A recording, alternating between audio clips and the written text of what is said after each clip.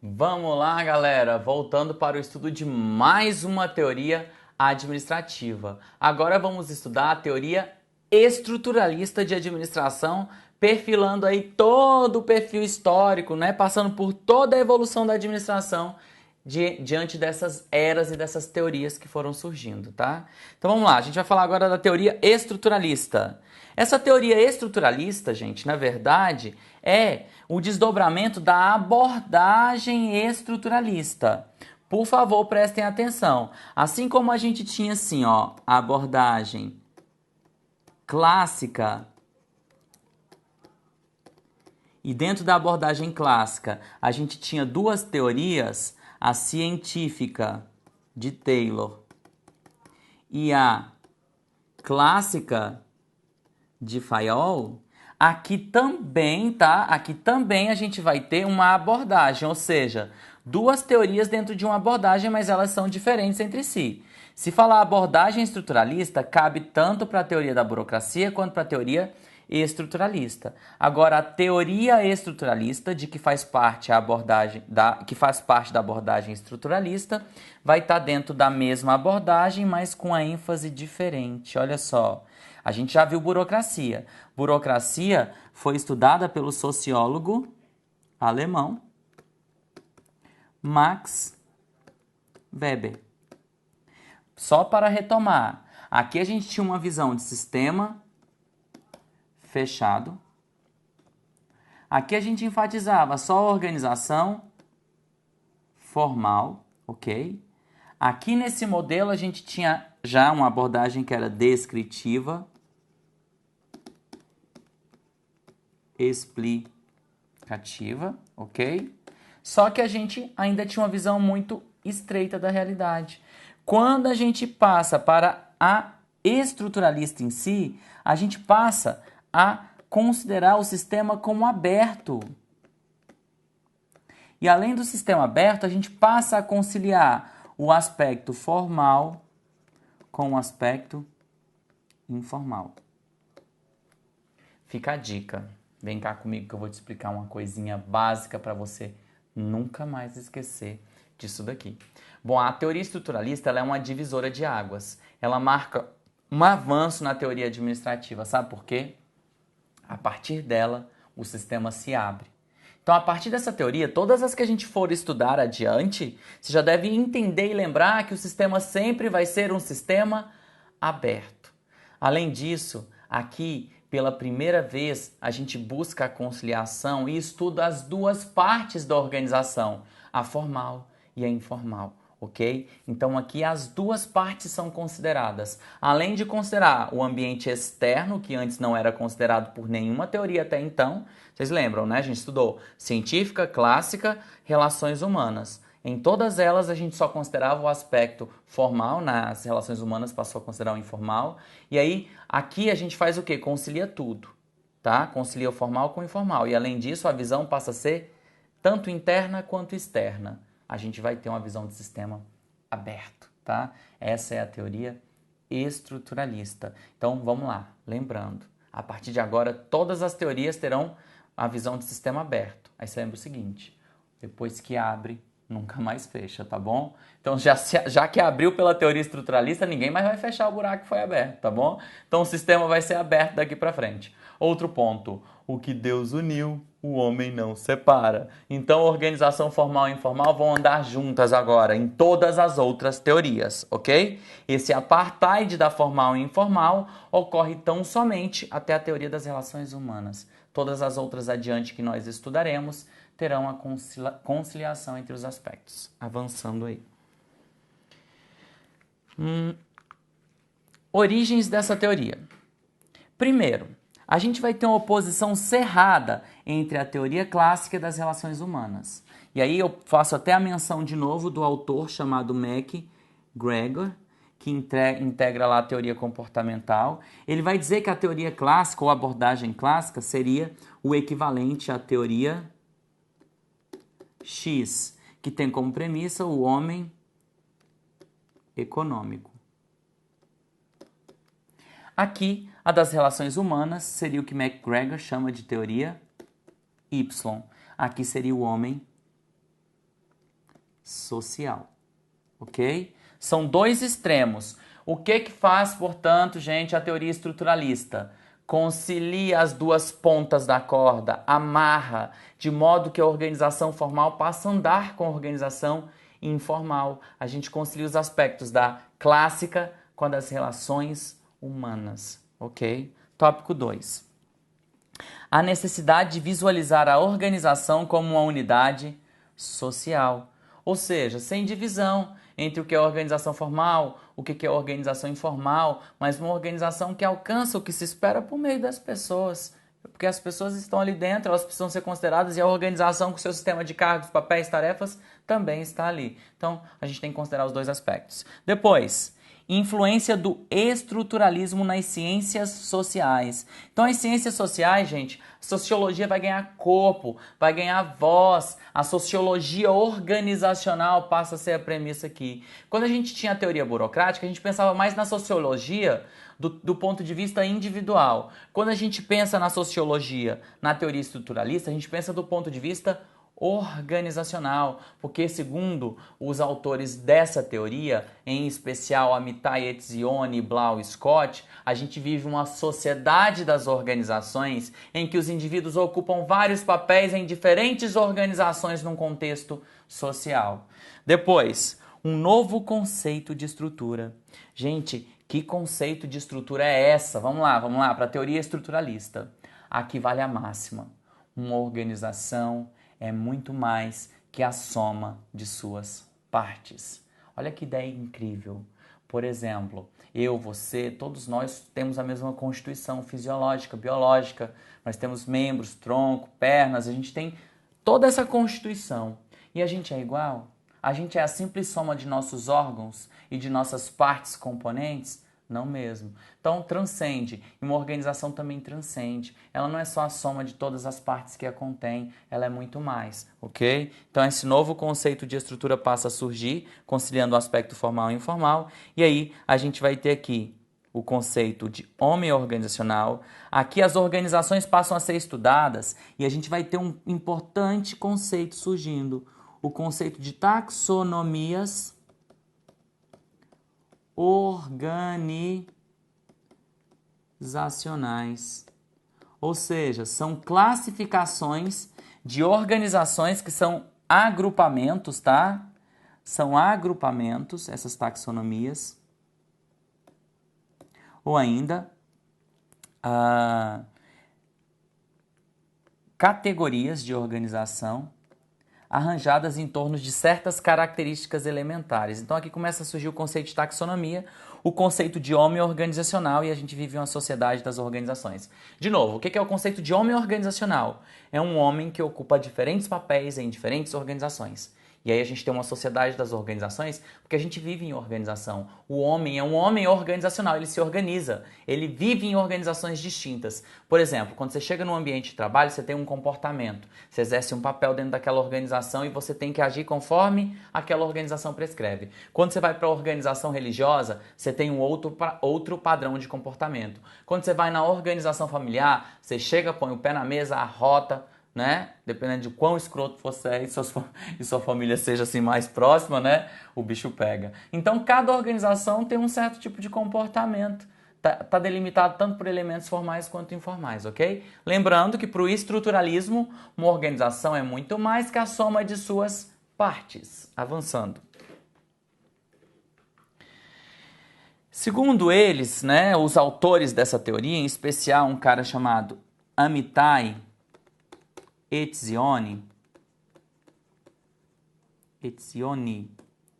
A gente tem aqui várias etapas da evolução de uma organização. Aí ele fala da primeira etapa, que é a etapa de natureza, na qual os fatores naturais, os elementos da natureza, constituíam a única base de subsistência da humanidade. Então, a etapa de natureza fez com que as primeiras organizações surgissem. O papel do capital e do trabalho é irrelevante nessa etapa. Gente, aqui é os primórdios da civilização, ok? Os primórdios da civilização em que a gente tinha que sobreviver. Aqui não se preocupava com o capital, mas com a sobrevivência. Era uma condição de natureza, ok? Primeira etapa da evolução das organizações, segundo esse estudo feito por essa teoria. Segunda, etapa do trabalho. A partir da natureza surge um fator perturbador que inicia verdadeira revolução no desenvolvimento da humanidade, que é o trabalho. Os elementos da natureza passaram a ser transformados por meio do trabalho, que conquista rapidamente o primeiro plano entre os elementos que concorrem para a vida da humanidade. O trabalho passa a condicionar as formas de organização da sociedade. Como é que seria isso, gente? Como é que é essa etapa? Primeiro, a gente se organiza para viver, para sobreviver, a condição de natureza. Daí, conforme a gente vai praticando essa situação, essa condição de natureza, a gente já começa a desenvolver método. A gente já começa a desenvolver meios para facilitar a obtenção daquela sobrevivência. Aí o trabalho vira uma função do homem. O homem começa a distribuir papéis, o homem começa a trabalhar, isso vira sua razão de existência. Olha que coisa interessante, né? 3. Etapa do capital. É a terceira etapa na qual o capital prepondera sobre a natureza e o trabalho, tornando-se um dos fatores básicos da vida social, trazendo consigo o conceito de homem econômico, por exemplo. 4. Etapa da organização. A natureza, o trabalho e o capital se submetem à organização, ou seja, formal e informal andando juntos. A organização, sob uma forma rudimentar, já existia desde os primórdios da Revolução Humana e mesmo antes que o modo capital existira, tá? Então, olha que interessante, gente. Isso tudo muito bacana, né? Essa evolução. Então, a teoria estruturalista vai buscar entender essa realidade organizacional dentro dessa sociologia das organizações. Então, olha aqui 2 elementos importantes que eu quero que vocês guardem para a prova. O estruturalismo está voltado para o todo e para o relacionamento das partes na constituição do todo, pensando sempre que há uma interdependência das partes. Então, você tem uma parte que está interligada a outra, que está interligada a outra, que está dentro da organização, e tudo está interligado, ok? Portanto, a organização, ela é mais que a soma de suas partes. Ela se expande, tá? Então, a gente tem isso daqui. É como se você tivesse aqui, ó, a organização. Aí você tem a soma das partes aqui dentro da organização. Esses vários craquelados são pedacinhos dentro da organização. E aqui essa organização se expande nas relações com o seu ambiente, porque ela é mais do que a soma das suas partes. Isso é a máxima do estruturalismo, tá? Então vamos lá, análise das organizações. O que faz aqui?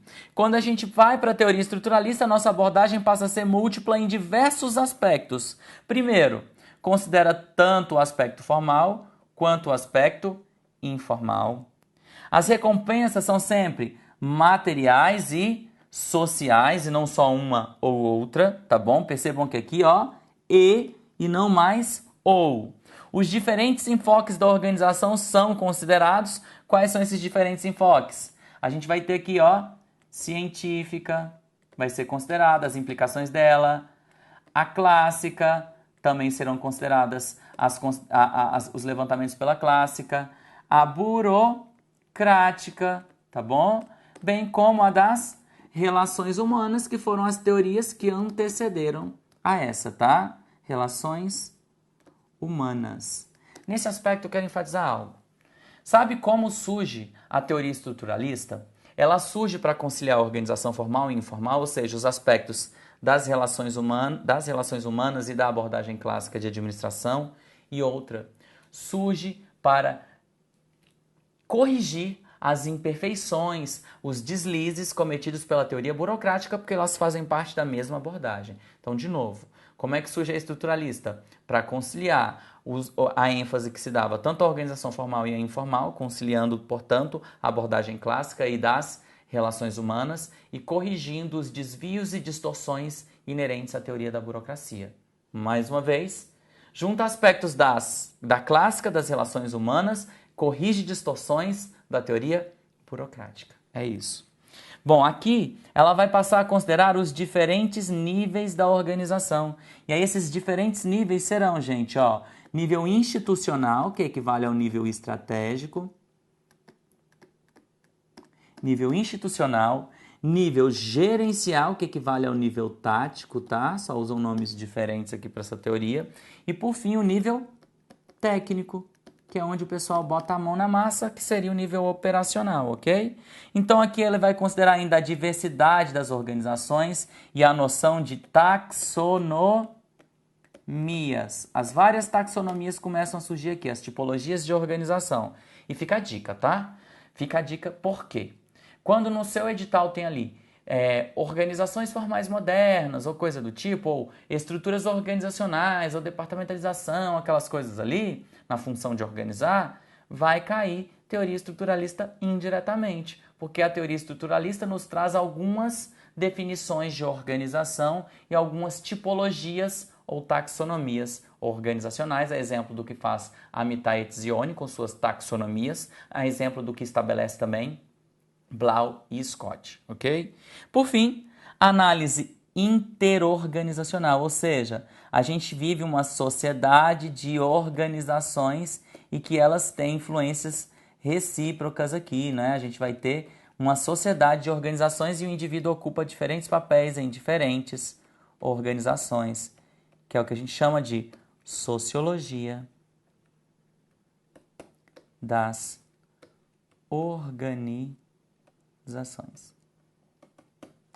Bom, gente, é o seguinte, eu estou preparando vocês para o mais, porque se vier ao menos, ok. A teoria estruturalista ela não é tão cobrada. Então, na época que você for fazer revisão, não é que eu vou te passar todo o instrumental para você acertar qualquer questão que caia.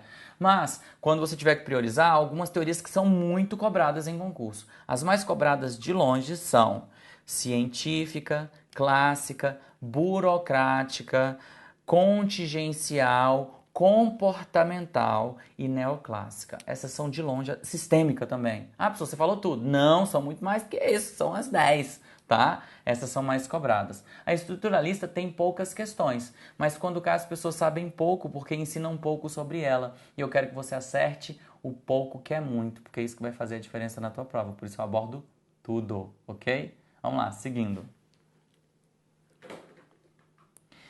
Vamos para as tipologias de organização que o Etzioni vai nos traçar, tá? Etzioni vai falar que a gente tem organizações organizadas em coercitivas, que têm características em comum, normativas, que têm características em comum, e organizações utilitárias. E eu vou vir para cá para eu explicar melhor isso para você olhando nos seus olhos. Então, o que acontece? Cada organização dessa, para exercer o domínio sobre as pessoas, com seus mecanismos formais e informais, vai adotar um certo tipo de poder, tá? Então, as organizações coercitivas, por exemplo, vai adotar o poder coercitivo. As organizações normativas, o poder normativo. As organizações utilitárias, o poder remunerativo ou remuneratório, ok? Qual vai ser o controle utilizado? Para a coercitiva, prêmios e punições. Para as organizações normativas, moral e ética. E para as organizações utilitárias, incentivos econômicos. Ingresso e permanência das pessoas na organização. Na primeira é por coação, imposição, força, ameaça, medo. Na segunda, que são as normativas, é convicção, fé, dogma, crença, ideologia, um código moral, um código de conduta. Quando é nas organizações utilitárias, é o interesse e a vantagem percebida. Envolvimento pessoal dos membros. Lá nas organizações coercitivas, você vai ter um comportamento alienativo, com base no temor. Já nas normativas, moral e motivacional pela autoexpressão. Nas utilitárias, calculista, calculativo, busca de vantagens. Aí agora vem aqui comigo, ó, vou falar para vocês. Quando a gente fala de organizações coercitivas, a gente tem prisões, institutos prisionais, penitenciárias como forte exemplo. Quando a gente fala de organizações normativas, são igrejas, hospitais, universidades, e quando a gente fala de utilitárias, são empresas em geral. Agora olha para mim, vou fazer aqui uma questão com vocês, vou fazer um questionamento a vocês. Que tipo de organização você quer trabalhar? Numa normativa, numa coercitiva ou numa utilitária? Quando você faz concurso público, você faz por quê? Porque você tem medo e você quer ficar naquela organização. Você faz porque existe um código moral e ético para se viver naquela organização, ou você faz porque tem uma série de vantagens, estabilidade, segurança, descanso semanal remunerado, trabalhar só de segunda a sexta, se for no legislativo aí, no judiciário, uma série de regalias, né?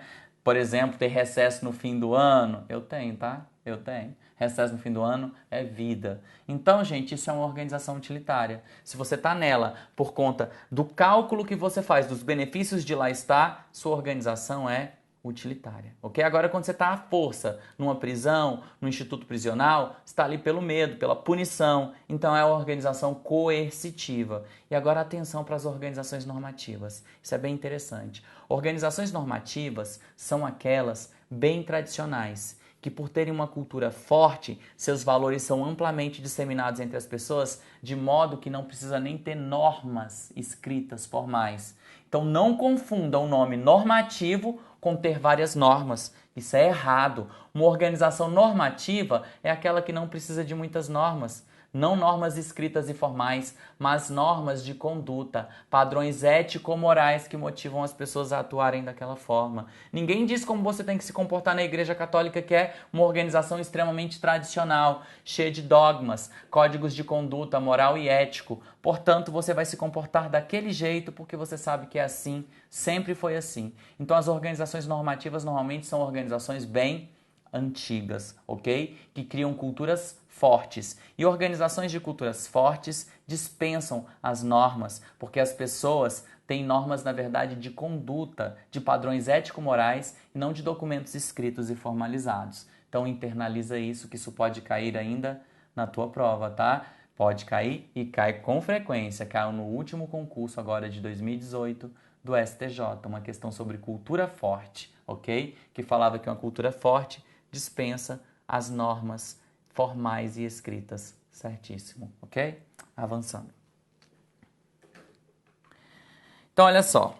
Quando a gente tem aqui o coercitivo, a organização coercitiva com o poder coercitivo, o comportamento do indivíduo vai ser alienado. Ele vai agir pelo medo. Quando for utilitário, olha só, vai ser o comportamento calculista. Ele age com base nas recompensas. Quando for uma organização normativa, o comportamento dele vai ser moral, em decorrência do quê, gente? De um padrão, de uma norma de conduta, e não norma escrita, tá? Uma norma de conduta, com padrões éticos, morais. Então, ético-moral, uma conduta ético-moral. E é assim que a gente finaliza aqui as tipologias do Amitai Etzioni, tá? Seguindo aqui. Vamos falar de Blau e Scott agora. Blau e Scott traz outra classificação. Ele vai falar aqui que os tipos de organização são associação de benefícios mútuos, que é associação profissional, cooperativa, sindicatos, fundos mútuos, consórcios, em que os beneficiários são todos os membros da organização. A gente tem ainda as organizações de interesse comercial, sociedades anônimas ou empresas familiares, que os proprietários ou acionistas da organização são os principais beneficiários. Tem as organizações de serviço, como hospitais, universidades, organizações religiosas, filantrópicas, agências sociais, em que os principais beneficiários são os clientes, e as organizações do Estado, que é onde vocês querem fazer parte, né? Militar, Correio, Telégrafo, Segurança Pública e etc., em que o interesse é o público geral, ok? Em que o beneficiário principal é o público geral. Então percebam, segundo essa teoria, começam a surgir várias tipologias ou taxonomias organizacionais que vocês precisam conhecer, tá bom? Principalmente a de Amitai Etzioni, que eu já vi cair algumas vezes em provas, ok? Então vamos avançando aí. Então, o ambiente organizacional agora passa a ser muito importante para essa teoria, porque agora a gente vai ter uma visão de sistema aberto, em que a soma das partes é muito maior do que o todo, não é a simples união das partes que forma o todo. E aí a gente vai falar da interdependência das organizações e desse conjunto organizacional que também é interdependente. Então aqui você tem a organização, aqui dentro da organização você tem as suas diversas partes, né? Diversas partes da organização, elas são todas interdependentes, tá? Elas não são independentes. E há também uma interdependência entre as várias organizações dentro do ambiente externo. A gente vive uma sociedade de organizações.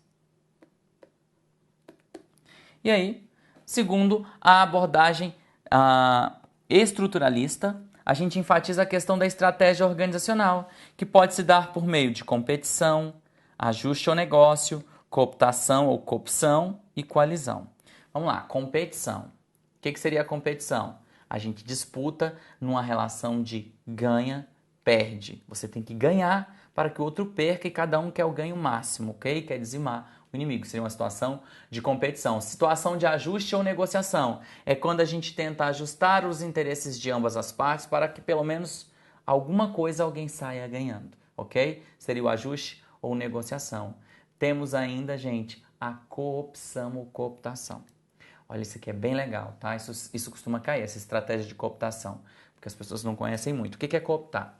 Imagine que você é um grupo organizacional que tem no mercado um inimigo. Ele é pequeno, mas ele gera um ruído, ele faz com que sua organização balance. E aí, o que você vai fazer a todo custo? Não destruir porque você não consegue, mas tentar trazer para o seu lado, sabe?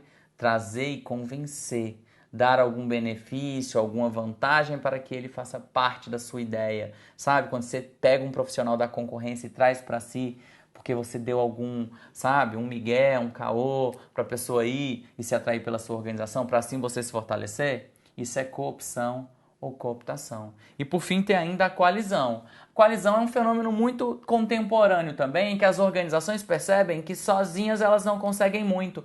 Aí elas se juntam, formam uma coalizão para o atendimento de objetivos comuns. Então são estratégias aí oriundas dessa relação da organização com o seu ambiente e com outras organizações. Então a relação pode ser predatória, de competição. A relação pode ser amigável, em que se busca um acordo ou negociação. A relação pode ser de cooptação, em que busca atrair para si uma ideia contrária, alguém que é contrário a ti. E, por fim, a gente ainda pode utilizar a coalizão, que é a busca de objetivos comuns para todos, ok? Juntando as organizações aí para obter vantagens. Enfim, são estratégias segundo essa abordagem. Então, olha só, a gente tem aqui uma colisão frontal, né, que é o conflito, porque essa teoria vai falar muito da questão do conflito e vai falar do conflito e da cooperação. Então, as organizações sempre vão apresentar entre si conflito e cooperação, ok? Isso é inerente a toda e qualquer organização segundo essa teoria. Aí a gente vai ter a completa incompatibilidade de interesse, é quando há uma colisão frontal. Eu sou extremamente oposto a outra organização. E aqui a gente tem interesses diferentes, mas não necessariamente incompatíveis. Aí é que vai ocorrer a rivalidade e a concorrência, ok? Os interesses são diferentes, mas não são incompatíveis. A colisão frontal, a gente tem total incompatibilidade de interesses, ok? É isso aqui que vai motivar a escolha das estratégias, portanto. Apreciação crítica para a gente fechar. Ela vai englobar diversas abordagens em si, relações humanas, clássica, científica, burocrática. Amplia a abordagem que era da teoria burocrática, né? Vai corrigir as distorções da burocrática. Vou até anotar aqui, ó. Corrige distorções. Dupla tendência teórica, por quê? Porque vai ter sempre um caráter duplo. Vai ser sempre um caráter duplo. Tanto formal quanto informal. Tanto clássica quanto relações humanas e por aí vai. A análise organizacional mais ampla, porque aqui a gente vai ter uma visão de sistema aberto. Inadequação das tipologias organizacionais. Isso é uma crítica que se faz, tá, gente? Vamos lá, olha aqui para mim. Essas tipologias, elas são muito fechadas, muito herméticas entre si. Uma organização nunca é puramente coercitiva, nunca é puramente utilitária e nunca é puramente normativa. Ela pode ser tudo ao mesmo tempo e um pouco de cada, ok? Então isso é uma apreciação crítica que se faz. E aqui ela traz a teoria da crise, porque diz que toda organização está tendente ao conflito e à cooperação e vai buscar integrar esses dois elementos e ela vai ser uma teoria de transição e mudança para fechar. O que seria isso, gente? Uma teoria de transição e mudança. Quer dizer que ela é muito incompleta. Ela inicia os estudos, mas ela não fecha nada, que ela está sempre em constante evolução por esse caráter muito aberto dela, tá? Então a apreciação crítica que se faz é que não houve conclusões muito fechadas acerca da realidade da teoria, tá? De suas proposições. E aí, só para fechar, formal e informal, sistema aberto, ênfase tanto nas pessoas quanto nas estruturas, porque ela vai enfatizar esse duplo aspecto, vai pensar em tudo, vai pensar no ambiente, e ela é uma abordagem descritiva, explicativa e não mais prescritiva, normativa. Com isso a gente fecha mais uma teoria de administração. E é isso, tá? Até mais.